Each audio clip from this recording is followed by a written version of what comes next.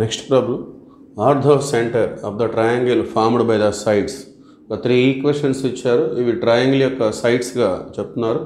ఈ సైడ్స్ తోటి ఫామ్ అయ్యేటటువంటి ఆర్థోసెంటర్ మనం ఫైండ్ అవుట్ చేసుకోవాలి. ముందుగా గివెన్ సైడ్స్కి మనం equation number 1, equation number 2, equation number 3.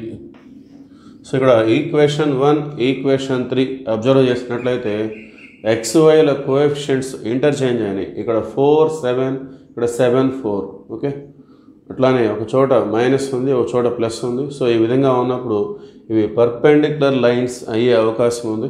అందువల్ల ముందుగా మనం వీటి యొక్క స్లోప్స్ ఈక్వేషన్ 1, ఈక్వేషన్ 3కి సంబంధించినటువంటి స్లోప్స్ మనం ఫైండ్ అవుట్ చేసుకుందాం. Slope of equation 1. So formula వచ్చేసి m1 is equal to -a/b. Minus A అంటే X coefficient, here it is 4, by b means y coefficient, here it is -7. So minus cancel, we get 4/7 which is slope of equation 1. Next, slope of equation 3. Okay, so equation 3 వచ్చేసి 7x plus 4y is equal to 15. So దీని స్లోప్ని మనం m2గా treat చేద్దాం. So slope formula -a/b. -a means x coefficient, here it is 7, by b means y coefficient, it is 4. So -7/4. Okay, now take multiplication m1 into m2. m1 means 4/7, m2 means -7/4. 7 cancel, 4 cancel. So మొత్తం cancel అయితే 1 వస్తుంది, minus ఉంది కాబట్టి -1.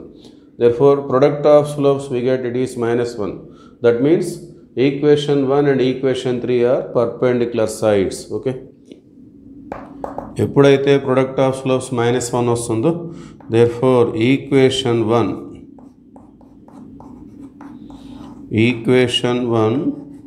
and equation 3 are perpendicular to each other.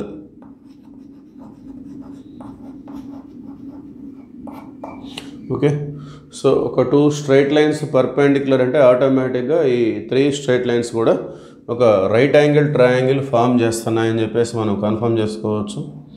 So దాన్ని మనం ఒక rough diagram ఈ విధంగా తీసుకుందాం.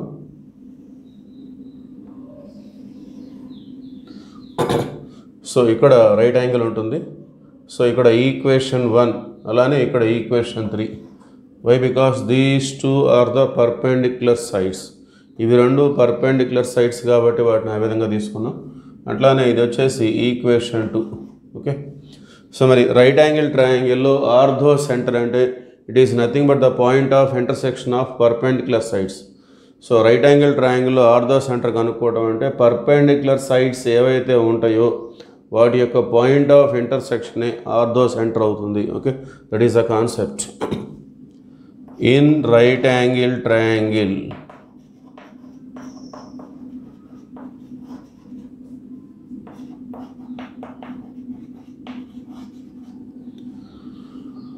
ఆర్థోసెంటర్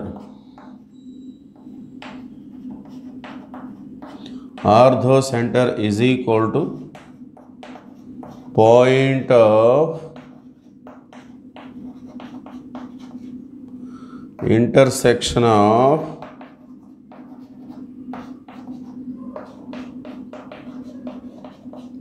perpendicular sides.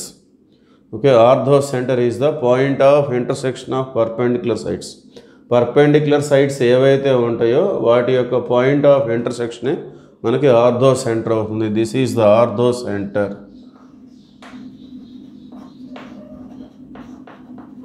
Okay, now we have to calculate these two. We have to solve these 2 equations. Solving 1 and 3, we get orthocenter. Let us see that.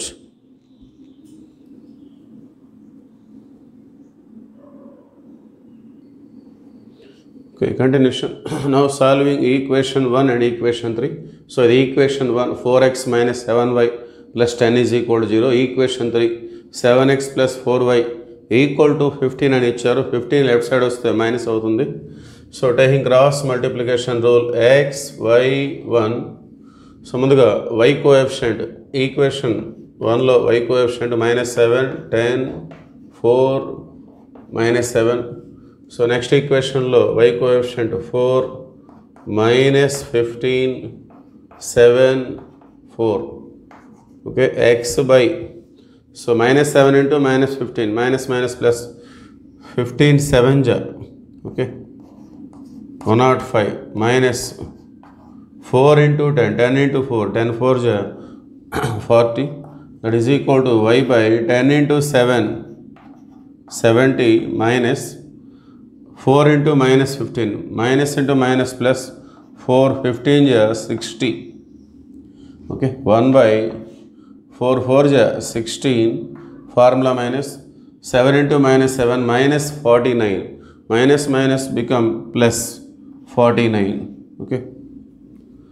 So x by 105 minus 40 which gives 65, y by 70 plus 60 which gives 130, 1 by 16 plus 49 which gives 65, okay. So ఈ మొత్తం కూడా 65 టేబుల్లో cancel అవుతుంది.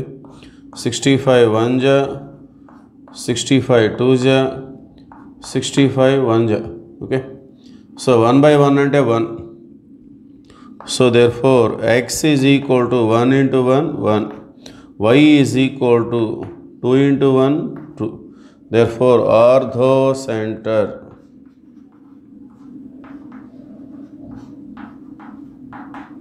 is equal to x comma y, which is equal to 1 comma 2. Okay, that is answer.